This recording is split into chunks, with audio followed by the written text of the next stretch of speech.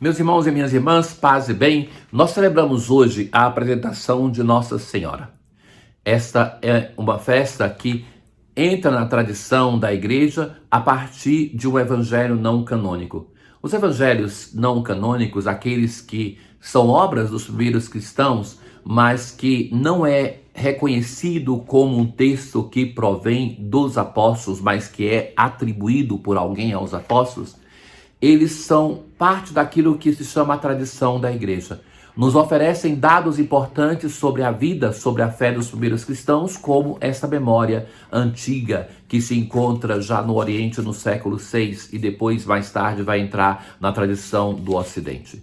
Nós celebramos hoje aquela que é a consagração, a apresentação, a entrega de Maria a Deus. Aquela que depois vai consolidar essa entrega do momento da anunciação da sua vocação, mas nós celebramos hoje esse primeiro gesto de abandono e de confiança na mão daquele que vai conduzir a vida de Maria, a Imaculada Conceição, até ela ser a mãe do Salvador, gerando antes do seu coração, da sua vida, e depois ser levada aos céus em corpo e alma no momento da anunciação e ser coroada como Rainha e Senhora dos céus e da terra.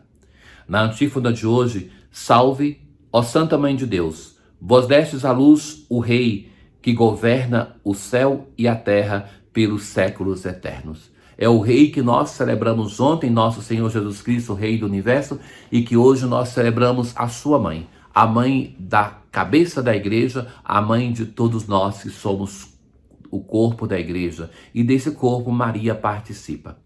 Os primeiros autores da igreja vão dizer que Maria é como o pescoço que liga o Cristo cabeça a nós que somos os membros desse corpo. Ela é por onde passa a vontade, a comunicação, a vida dessa cabeça para o corpo e nos leva ao Cristo. A missão de Maria não é levar-nos a ela, mas como nas bodas de Caná, é nos indicar o caminho para o Cristo. Fazei tudo o que ele vos disser.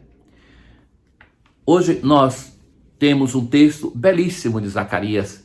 É aquele texto que é reproposto em alguns momentos das festas marianas e no ano litúrgico.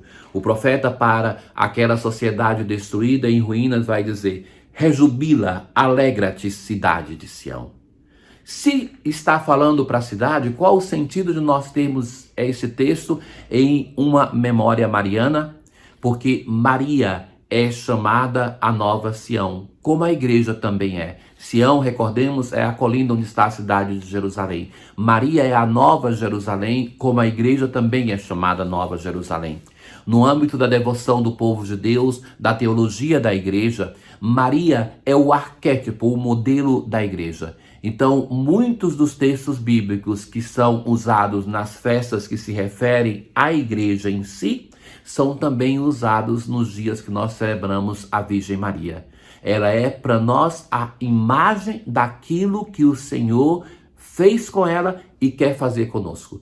Ela é a Imaculada, a toda Santa Mãe de Deus, e o Senhor quer nos santificar, o Senhor nos santifica. Em nós, limpando-nos da mancha do pecado, em Maria, preservando-a do pecado. O profeta continua dizendo: venho habitar no teu meio. Por 2 momentos vai se dizer isso. E, de fato, o Senhor habitou em Maria de 2 modos. Através da fé. Então, só por causa dessa fé que ela dá o sim para que ele pudesse habitar de um outro modo, através do mistério da encarnação. Muitas nações se aproximarão do Senhor. O Senhor dos exércitos me enviou a ti. E por fim, emudeça todo mortal diante do Senhor. Ele acaba de levantar-se de sua santa habitação. A habitação do Senhor é a Virgem Maria, nos 2 aspectos que eu já evidenciei. E hoje nós celebramos essa habitação, que é do corpo de Maria que Jesus recebe a força para que o mistério da encarnação fosse de fato realizado. Nós, como salmo responsorial hoje, temos o texto do Cântico de Maria, o Magníficat. Já refletimos sobre ele algumas vezes durante o ano litúrgico E hoje, sobretudo, a liturgia nos propõe dois possíveis refrões e sobre eles vamos refletir. O primeiro, o poderoso fez por mim maravilhas e santo é o seu nome. O nome de Deus que nós no Pai Nosso pedimos que seja santificado, ele é santificado através das obras de misericórdia que ele realiza em favor da nossa humanidade, e ele é santificado quando nós nos tornamos misericordiosos como ele. O poderoso fez em mim maravilhas e santo é o seu nome. Maria, no Magnífica, contempla todas essas obras de misericórdia que Deus faz para com a sua serva e para com o povo de Israel. O Magnífica, de fato, ele é sintetizado naqueles 7 verbos em auríusco grego, que vai falar que Deus entrou na história, realizou alguma coisa como sinal da sua fidelidade para com o passado e para com as gerações futuras. E depois um segundo refrão nos é proposto: bendita sejais, ó Virgem Maria, trouxestes no ventre a palavra eterna. Maria é bendita. Maria é bendita porque ela escutou a palavra de Deus e acreditou na palavra de Deus. Maria é bendita porque está carregando em si o Verbo de Deus encarnado. Mas Maria, nós ouviremos no Evangelho, é mais bendita ainda porque ouve a palavra de Deus e a põe em prática. Na aclamação ao Evangelho deste dia, feliz quem ouve e observa a palavra de Deus. Muitas vezes nós encontramos distribuídas na palavra de Deus bem-aventuranças. Não é somente aquelas do discurso de Jesus em Mateus, sobretudo, mas também em Lucas, mas a palavra de Deus vai falar daquela pessoa que é bem-aventurada e que é feliz, sobretudo porque escuta a palavra de Deus. Pensem no Salmo que nós refletimos diversas vezes, porque é o maior dos salmos, então vem diversas partes dele ao longo do ano na liturgia, que vai falar justamente da felicidade daquele que ouve a palavra de Deus, que observa os mandamentos, que está pronto para ouvir e colocar em prática a lei do Senhor. Hoje, nós temos essa cena que acontece nos evangelhos sinóticos. Jesus está com uma multidão em uma casa. E o paradoxo desse texto é porque a casa é o símbolo da igreja. Para os primeiros cristãos, eles viam a casa como local de reunião da comunidade. Eles não tinham templo, foram expulsos das sinagogas, não podiam estar reunidos na sinagoga. E então, Jesus está com a multidão. E sua mãe e seus irmãos ficaram do lado de fora. E alguém vai dizer para Jesus: olha, tua mãe e teus irmãos estão aí fora e querem falar contigo.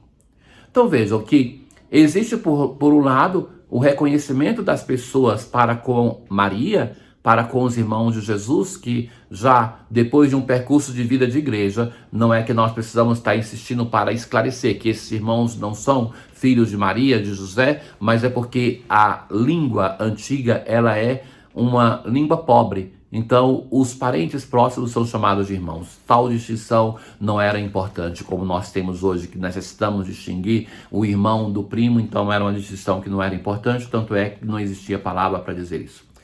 Mas, então, que tem um reconhecimento da importância dessas pessoas, porque vão avisar para Jesus, então não são pessoas que sejam insignificantes. E a reação de Jesus: quem é minha mãe e quem são meus irmãos? E estendendo a mão para aqueles que estavam ao seu redor, vai dizer: eis minha mãe e meus irmãos, pois todo aquele que faz a vontade do meu Pai, que está nos céus, esse é meu irmão, minha irmã e minha mãe. Veja, parece para os nossos ouvidos um texto agressivo para com Maria, mas Jesus vai abrir duas possibilidades interessantes. Primeiro que nós reconhecemos assim em Maria a sua grandeza, não somente pelo aspecto da maternidade física. Essa é importante, mas não é tudo. Porque Maria só é a mãe fisicamente porque foi a mãe através da fé. Então, Jesus não desqualifica Maria, mas chama a atenção para uma dimensão importante que tem na sua mãe, nos seus irmãos e irmãs, mas que abre a possibilidade para todos aqueles que estão ao redor, tanto é que com a sua mão ele acena, e para todos nós. Podemos nós também ser mãe, irmãos e irmãs do Senhor, escutando a palavra de Deus e colocando em prática. Ao celebrarmos, ó Deus, a gloriosa memória da Santa Virgem Maria, concedei-nos por sua intercessão participar da plenitude da vossa graça. Tenham todos um bom dia. O Senhor esteja convosco, Ele está no meio de nós. Abençoe-vos o Deus Todo-Poderoso, o Pai, o Filho e o Espírito Santo. Paz.